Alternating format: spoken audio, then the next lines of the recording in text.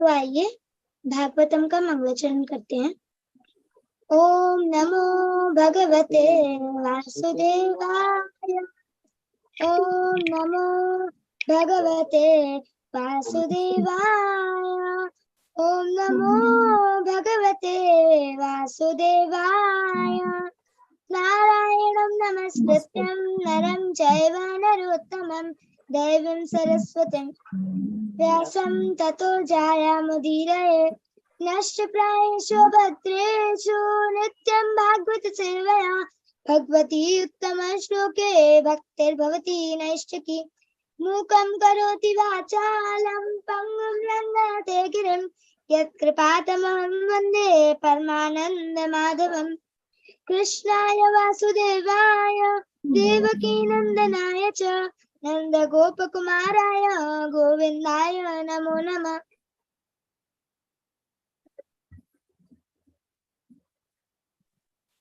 जो पढ़ना चाहते हैं अपना अपना हाथ हैंड रेस कर लें।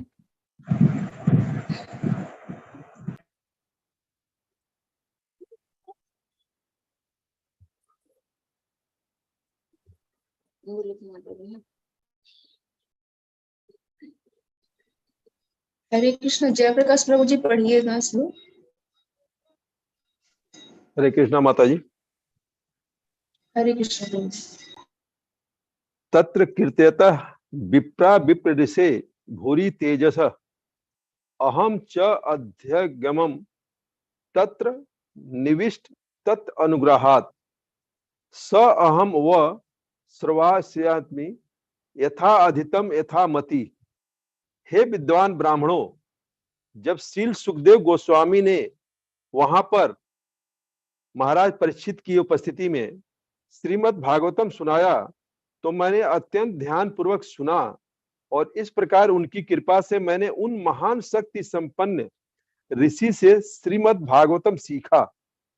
अब मैं आप लोगों को वही सब सुनाने का प्रयत्न करूंगा जो मैंने उनसे सीखा तथा जैसा मैंने आत्मसात किया।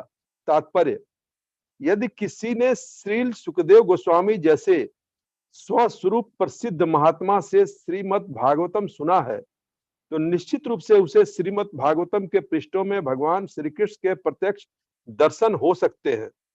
लेकिन वह किसी ढोंगी या किराए के कथावाचक से श्रीमद् भागवतम नहीं सीख सकता जिसके जीवन का उद्देश्य ऐसे कथावाचन से कुछ धन कमाकर उसे विषय भोग में लगाना है। जो व्यक्ति काम भोग में लगे हुए मनुष्यों का संग करता है वह श्रीमद् भागवतम सीख नहीं सकता। श्रीमद् भागवतम के समझाने का यही रहस्य है। न ही ऐसे व्यक्ति से श्रीमद् भागवतम समझा जा सकता है जो अपने संसारी पांडित्य से श्रीमद् भागवतम की व्याख्या करता हो। यदि कोई श्री हरे कृष्ण माता जी। मंजित देती माता जी पढ़िएगा। हरे कृष्ण माता जी। हरे कृष्ण। यह कोई श्री भागवतम के पृष्ठों में श्री कृष्ण का दर्शन करना चाहता है तो उसे श्री सुखदेव स्वामी के किसी प्रतिनिधि से ही भागवतम समझना होगा, अन्य किसी से नहीं। यही एकमात्र विधि है तथा इसका अन्य कोई विकल्प नहीं है। सूत गोस्वामी श्री सुखदेव स्वामी के प्रामाणिक प्रतिनिधि हैं क्योंकि वे उस संदेश को प्रस्तुत करना चाहते हैं जिसे उन्होंने विद्वान ब्राह्मण से प्राप्त किया था। श्री सुखदेव गोस्वामी ने श्री भागवतम को उसी रूप में प्रस्तुत किया जिस रूप में उन्होंने अपने महान पिता से सुना था। उसी प्रकार सूत गोस्वामी भी श्री भागवतम को उसी रूप में प्रस्तुत कर रहे हैं जिस रूप में उन्होंने श्री सुखदेव स्वामी से सुना था। मात्र सुनना ही पर्याप्त नहीं, मनुष्य को चाहिए कि वह ध्यान पूर्वक मूल तत्व को आत्मसात भी करे। निविष्ट शब्द बताता है कि सूल सुत गोस्वामी ने श्री भागवतम के रस को अपने कानों से पिया। श्री भागवतम को ग्रहण करने की वास्तविक विधि यही है। मनुष्य को चाहिए कि प्रामाणिक व्यक्ति से अत्यंत सावधानी से सुने, तभी उसे हर पृष्ठ में भगवान श्री कृष्ण की उपस्थिति की अनुभूति हो सकती है। यहाँ पर श्री भागवतम को ग्रहण करने के रहस्य का उल्लेख किया गया है। जिसका मन शुद्ध नहीं है वह सावधानी से नहीं सुन सकता। जो कर्म में शुद्ध नहीं है उसका मन शुद्ध नहीं हो सकता। जो आहार, शयन, रक्षा तथा मैथुन में शुद्ध नहीं है, वह कर्म में भी शुद्ध नहीं हो सकता। लेकिन यदि कोई सही व्यक्ति से ध्यान पूर्वक सुनता है तो श्री भागवतम के प्रारंभिक पृष्ठों में ही उसे भगवान श्री कृष्ण के साक्षात दर्शन अवश्य हो सकते हैं। इस प्रकार श्रीमद् भागवत के प्रथम स्कंद के अंतर्गत समस्त अवतारों के स्रोत भगवान श्री कृष्ण नामक तीसरे अध्याय के भक्ति वेदांत तात्पर्य पूर्ण हुए। हरे कृष्णा। हरे कृष्ण। यहाँ पर बता रहे, सूत गोस्वामी जी बता रहे हैं कि वो भी उन्होंने भी प्रामाणिक गुरु से सुना है।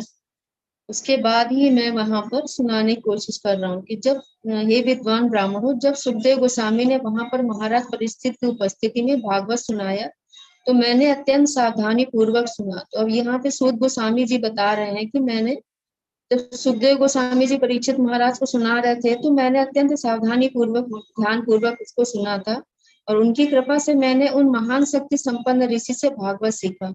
तो पहले के लोग श्रुतिधर हुआ करते थे, वहां पर रिटर्न का कुछ नहीं होता था कि पहले लोग सुनते थे और ग्रहण कर लेते थे उस चीज को, तो उससे भागवत सीखा। अब मैं तुम लोगों को वही सब सुनाने का प्रयत्न करूंगा जो मैंने उनसे सीखा तथा जैसे मैंने आत्मसात किया है। तो यहाँ पर ये भी चीज बता रहे हैं सूत गोस्वामी जी, हम लोगों को ये भी शिक्षा दे रहे हैं कि एज इट इज जैसा हम लोग प्रामाणिक गुरु से सुन रहे हैं तो एज इट इज बिना अपनी दिमाग लगाए हुए उस पे हमको उनको वैसे ही आत्मसात करना है और उसी तरह आगे गुरु परंपरा के माध्यम से ही आगे भी हमको भी उसी तरह प्रस्तुत भी करना है। जिस तरह से हम प्रामाणिक गुरुओं से सुन रहे हैं एज इट इज हमको दूसरों को देना है, उसमें हमको अपनी बुद्धि नहीं लगानी है।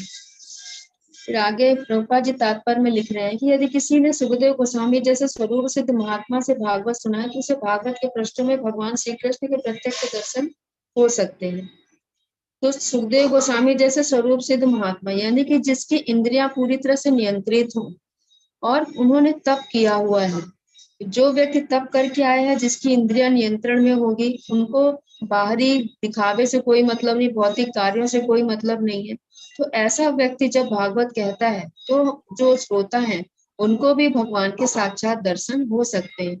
हर पृष्ठ पे इसमें बता रहे प्रभुपाद जी कि भागवत के पृष्ठों में भगवान श्री कृष्ण के दर्शन उनको हो सकते हैं जब हम प्रामाणिक स्रोत से और जो इंद्रिय स्वरूप सिद्ध व्यक्ति है उनसे हम सुनते हैं तो। लेकिन यदि कोई चाहे कि वह किसी ऐसे व्यर्थ के किराए कथा वाचन से भागवत सीख सकेगा जिसके जीवन का उद्देश्य कथा वाचन से कुछ धन कमाकर उसे विषय भोग में लगाना है, तो वैसा संभव नहीं। अब जैसा आजकल हम लोग देख रहे हैं कि भागवत जगह जगह पर हो रही है, उसका जो मोटो है, उनका जो उद्देश्य रहता है वो अलग रहता है। कुछ पैसा धन कमाना रहता है, अपने परिवार का पालन पोषण करने रहता है, तो उनकी इंद्रियां स्वतः नियंत्रण में नहीं रहती। तो वो जब भागवत कहेंगे तो उनका वो भाव भी नहीं रहता कि वो हमको भागवत के पृष्ठों में वो भगवान के दर्शन करा पाए। तो ऐसा जो स्वरूप सिद्ध व्यक्ति है, जिन्होंने तप किया है, जिनकी इंद्रियां पूरी तरह नियंत्रण में है, वो तो हमें दर्शन करा सकते हैं। लेकिन जिनकी इंद्रियां पैसा कमाने में लगी है, विषय भोग में लगी हुई, अपने परिवार के पालन में ही लगी हुई है, तो फिर वो हमको भागवत के पृष्ठों में भगवान के दर्शन को नहीं करा सकते हैं। तो भागवत के समझने, जो व्यक्ति काम भोग में लगे हुए मनुष्यों का संग करता है वह श्रीमद् भागवत सीख नहीं सकता। तो ऐसे व्यक्ति जिनकी इंद्रियां भी नियंत्रण में नहीं है और काम भोग में लगी हुई है, तो अगर कोई व्यक्ति उनका संग भी कर रहा है, यानी कि संग से भी हमारा मन मस्तिष्क जो है वो दूषित हो जाता है, तो अगर उनका भी हम संग कर रहे हैं तो भी हम भागवत नहीं समझ सकते हैं। हमारी बुद्धि चूंकि दूषित हो चुकी होती है तो हम प्रॉपरली तरीके से उनको हम ग्रहण नहीं कर सकते। भागवत के समझने का यही रहस्य है।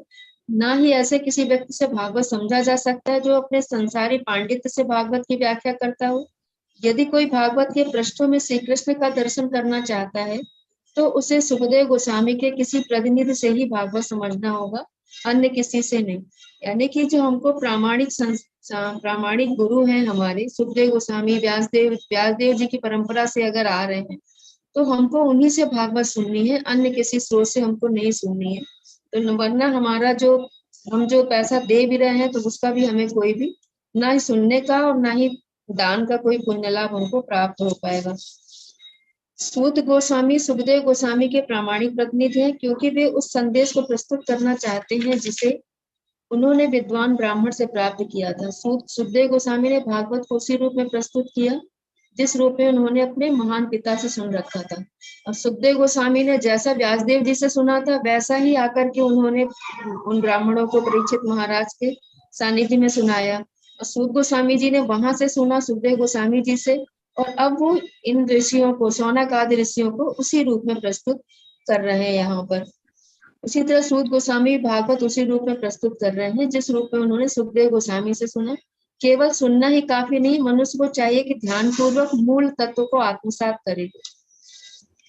अब यह अगर हमारा पूरी तरह से इंद्रियां हमारी पूरी तरह से कंट्रोल में नहीं है और हमारी बुद्धि अगर विचरण कर रही है इधर, मन हमारा कहीं और लगा हुआ है, तो पूरी तरह से हम भी आत्मसात नहीं कर पाएंगे। तो श्रवण भी करना है तो हमको पूरे मनोयोग से करना है, पूरी क्षमता से हमारी इंद्रियां भी कंट्रोल में होना चाहिए कि इधर उधर हमारा मन विचरण ना करे। तो हम जब भागवत सुन रहे हैं तो पूरी प्रॉपर तरीके से हम भागवत सुने, कृष्ण को अपने माइंड में रख करके कि भगवान की वाणी को हमको सुन रहे हैं जो गुरु परंपरा के द्वारा हमको प्राप्त हो रही है, तो उसको हमको उसी रूप में आत्मसात करना है, तभी हम ध्यान पूर्वक उसको हम सुन पाएंगे। निविष्ट शब्द बताता है कि सूत गोस्वामी ने भागवत के रस को अपने कानों से पिया। तो ये जो भागवत का रस है उन्होंने अपने कानों से पिया। निविष्ट शब्द का अर्थ यहाँ पर बता रहे हैं कि अपने जब श्रवण के माध्यम से हम सुनते हैं तो वो हमारे हृदय में उतरता है और हम उसको आत्मसात कर पाते हैं, उसको हम ग्रहण कर पाते हैं। भागवत को ग्रहण करने की वास्तविक विधि यही है। मनुष्य को चाहिए कि वास्तविक व्यक्ति से अत्यंत सावधानी से सुने, तभी उसे हर पृष्ठ में भगवान कृष्ण की उपस्थिति की अनुभूति हो सकती है। यहाँ पर भागवत को ग्रहण करने के रहस्य का उल्लेख किया गया है। जिसका मन शुद्ध नहीं है वह सावधानी से नहीं सुन सकता, जो कर्म में शुद्ध नहीं है उसका मन शुद्ध नहीं हो सकता, जो आहार शयन रक्षा तथा मैथुन में शुद्ध नहीं है वह कर्म में भी शुद्ध नहीं होगा। तो इसमें यही बता रहे हैं कि जब हमारे कर्म शुद्ध होते हैं, यानी कि हमारा जो आहार निद्रा भय मैथुन का कार्य है वो हमारा संयमित होना चाहिए, प्रामाणिक गुरु आचार्य जो हमको बता रहे हैं उनके अनुसार होना चाहिए, हमारा उसी के द्वारा हमारा मन शुद्ध होगा। जब मन शुद्ध होगा तो हम जो कानों के माध्यम से भागवत को सुनेंगे तो वो हम आत्मसात कर पाएंगे। लेकिन यदि कोई सही व्यक्ति से ध्यान पूर्वक सुनता है तो भागवत के प्रारंभिक पृष्ठों में ही उसे भगवान श्री कृष्ण के दर्शन अवश्य हो सकते हैं।